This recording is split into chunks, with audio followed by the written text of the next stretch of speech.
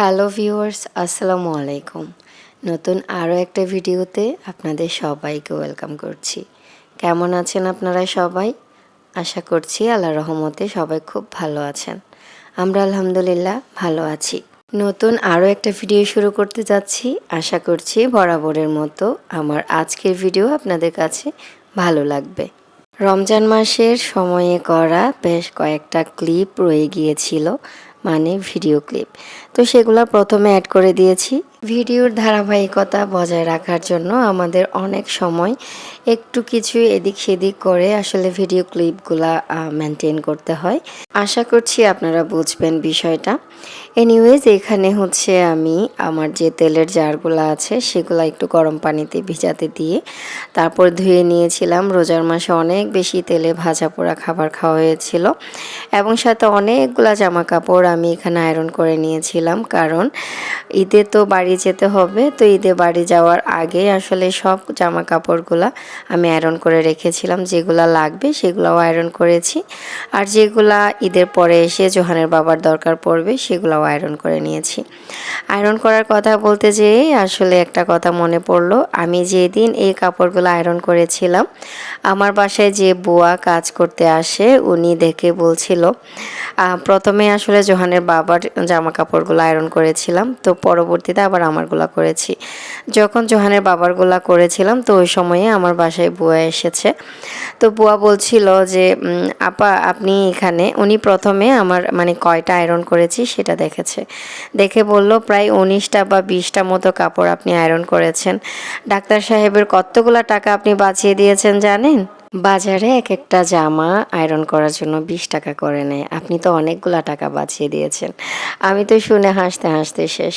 যাই হোক, এখানে আপনাদের সাথে কথা বলতে বলতে আমি এখানে কালো চাঁদা মাছ এবং হচ্ছে কোরাল মাছ রান্না করে নিয়েছি। যেহেতু এটা রমজান মাসের ক্লিপ, এই রান্নাবান্নাগুলোও রমজান মাসে। তো যাই হোক, রান্নাবান্না করতে করতে আপনাদের কাছে একটা জিনিস চাইতেই ভুলে গিয়েছিলাম, সেটাও চেয়ে নিচ্ছি। আমার ভিডিওর এ পর্যন্ত যে বা যারাই আছেন না কেন, আপনাদের কাছে আমার হাম্বল রিকোয়েস্ট, প্লিজ ভিডিওতে একটা লাইক দিতে ভুলবেন না। আজকে যারা আমাকে প্রথম দেখছেন, চাইলে আমার চ্যানেলটা সাবস্ক্রাইব করে পাশে থাকা বেল বাটনটা অন করে দিতে পারেন। ভিডিওর এই পর্যায়ে আপনাদের সাথে আমার সংসারের জন্য নতুন কেনা একটা জিনিস শেয়ার করছি। সেটা হচ্ছে এই রাইস কুকারটা। আমার আগে একটা রাইস কুকার ছিল, যেটা হচ্ছে প্রেস্টিজ ব্র্যান্ডের। বেশ কয়েক বছর গিয়েছিল, এটা অনেক আগে কেনা হয়েছিল। গত বছর ওটাতে একটু ঝামেলা দেখা গিয়েছে, পরবর্তীতে 2-3 বার ঠিক করার পরেও আর ইউজ করার মতো আসলে ছিল না। তো আমি ভাবলাম বারবার ঠিক করার চেয়ে আর একটা কিনে নেই। তো নতুন বাসায় আসার পরে সময় সুযোগ হয়ে ওঠে নাই। পরে রমজান মাসের একদম শুরুর দিকে আমরা রাইস কুকার কিনতে গিয়েছিলাম। তো রাইস কুকার মানে কেনার আগে একটু রিসার্চ করে দেখলাম যে মিয়াকো ব্র্যান্ডের রাইস কুকারটা অনেকটা ভালো, সবারই অনেক ভালো রিভিউ আছে। আর আমার আপন বোন, আমার ছোট আপু ইউজ করে এটা। এটা না মানে অনেক বছর আগের কেনা একটা আর কি, মানে মিয়াকো ব্র্যান্ডের, যেটা সে এখন 10 ইয়ার্স প্লাস ধরে ইউজ করছে, মানে 10 বছরের বেশি সময় ধরে ইউজ করছে। এখনও অনেকটা ভালো আছে, এখনও কয়েক বছর যাবে এরকম আছে। সব কিছু মিলিয়ে আমি এই মিয়াকো ব্র্যান্ডের রাইস কুকারটা কিনেছি। এটাতে 2টা পাতিল আছে, 2টাই হচ্ছে ননস্টিকের, এবং এই যে নিচের দিকে এরকম কোনো জোড়া নেই, জোড়া লাগানো নেই বা জয়েন্ট নেই, একদম প্লেন। তো মানে আমি যখন ইউটিউবে এগুলা রিভিউ দেখেছিলাম, এই সবগুলো জিনিস দেখে শুনে আমার কাছে মনে হয়েছিল মিয়াকো ব্র্যান্ডের এটাই নেওয়া উচিত। আমার যেহেতু মাত্র আমরা 2 জনের সংসার, আমার বাবুটাও এখনও অনেক ছোট, তো ছোটো মোটো 1.8 লিটারের একটা রাইস কুকার কিনেছি। আমি তো কিছুদিন ধরে ইউজ করছি, যারা আপনারা অনেক দিন ধরে এই রাইস কুকারটা ইউজ করছেন, এটার কি বেনিফিট বা হচ্ছে এটা আসলে লং লাস্টিং কিনা বা অনেক দিন ধরে ইউজ করার মতো ব্যবহারের সুবিধা আছে কিনা, সব কিছু আমাকে কমেন্টে জানাতে পারেন। জানালে আমি উপকৃত হব, বা আমি কিনে তো ফেলেছি বাট খুশি হয়ে যাব আর কি যদি ভালো কোনো রিভিউ পাই। এনিওয়েজ রমজান মাসে করা আমার সকল ক্লিপ আপনারা অলরেডি দেখে নিয়েছেন। এখন চলে এসেছি ঈদের পরে ছুটি কাটিয়ে আমার নিজের বাসায়, মানে আমার ঢাকার বাসায়। বাসায় এসে পুরো ঘর পরিষ্কার পরিচ্ছন্ন করে সোফার উপরে অলরেডি টি টেবিল ওঠানো আছে, তার মানে পুরাটা বাসা পরিষ্কার করেছে, এখনও গোছানো হয়নি। এর মধ্যে দুপুরে রান্নাবান্না বলতে জাস্ট ভাতটা রান্না করেছি রাইস কুকারে, সাথে এখানে বেশ কিছু রান্নাবান্না আমি আসার সময় নিয়ে এসেছিলাম। এই যে ডিম এবং খাসির কোরমা নিয়ে এসেছি, তারপরে খাসির মাংস ভুনা নিয়ে এসেছি, তারপরে একটু ডাল ছিল, এগুলো আমাদের প্রোগ্রামের কিছু খাবার দাবার ছিল, বেঁচে গিয়েছিল, ওইটার সাথে নিয়ে এসেছি আর কি। যাই হোক, তারপরে হচ্ছে ছোটোখাটো কিছু টুকিটাকি কাজে লেগে পড়েছি।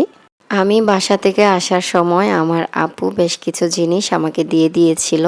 আমাদের বাড়ির পাশেই একজনের বাসায় বড়ই গাছ আছে, মানে অনেকগুলো বড়ই ধরেছে আর কি, দেশি বড়ই।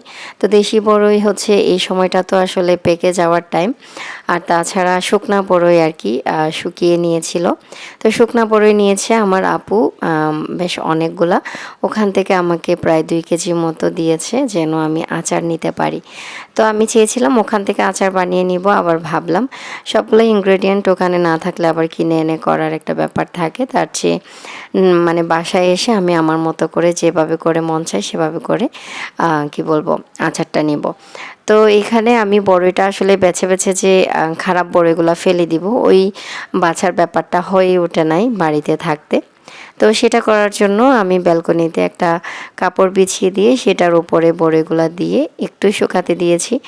শুকাতেও থাকবে, সাথে হচ্ছে আমি যখন এটা বক্সে ভরে নিব বা হচ্ছে উঠিয়ে নিব, ঠিক সেই সময়টায় আমি সবগুলা খারাপ বড়ই বা হচ্ছে যেগুলাতে পোকা আছে এরকম বড়িগুলো সব আমি করে ফেলবো, মানে উঠিয়ে ফেলবো।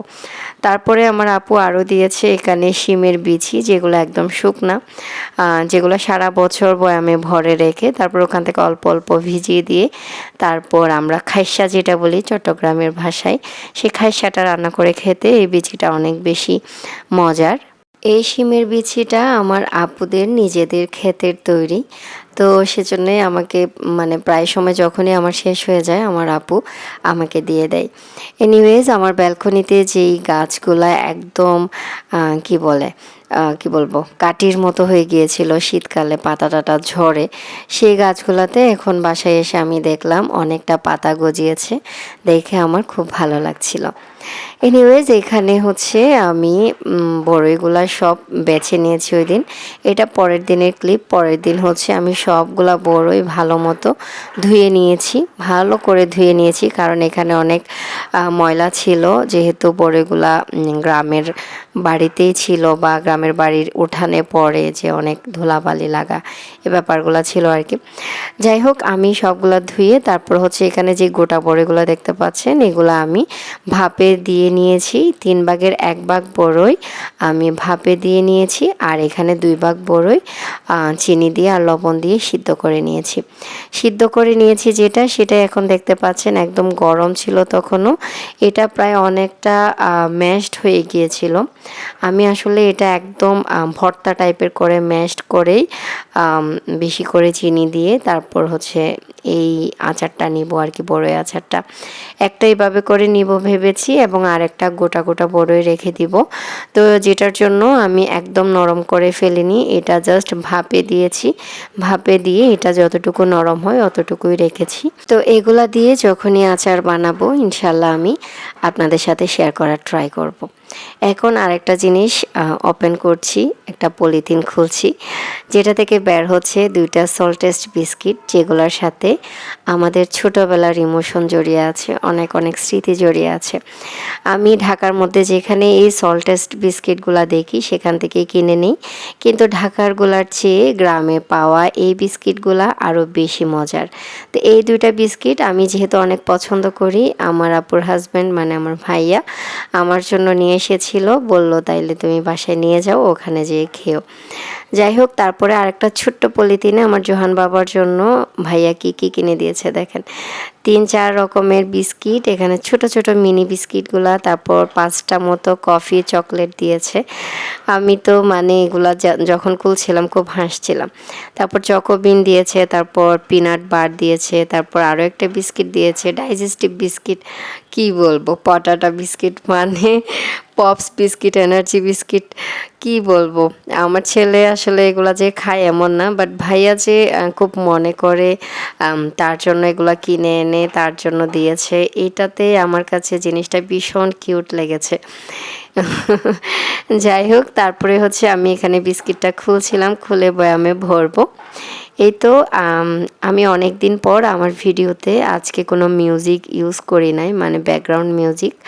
আমার লাস্ট ভিডিওতে একজন বলেছিলেন, জানি না ছেলে বা মেয়ে, ছেলের আইডি ছিল, বলছিল যে আমার ভিডিওতে মানে মিউজিক ইউজ করার কারণে সে নাকি ভিডিও স্মুথলি দেখতে পাচ্ছে না। যাই হোক, আজকের ভিডিও মিউজিক ছাড়াই করেছি। আপনাদের কাছে কেমন লেগেছে জানি না, কোনো সমস্যা হয় কি না মিউজিক দিলে আমাকে একটু জানাবেন প্লিজ। আর আজকের ভিডিও এখানেই শেষ করতে যাচ্ছি বিস্কিটটা দেখাতে দেখাতে, কারণ এটা আমার খুব প্রিয় একটা বিস্কিট। নেক্সট ভিডিওতে আপনাদের সাথে আমার আবারও দেখা হবে, আবারও কথা হবে। Till then take care and thanks for watching this video. আল্লাহ হাফিজ।